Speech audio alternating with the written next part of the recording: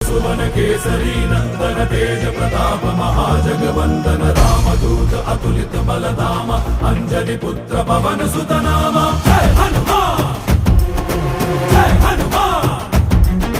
भूत पिशाच निकट नहीं आवे महावीर जब नाम सुनावे संकट से हनुमान छुड़ावे जन्म जन्म के दुख बिसरावे।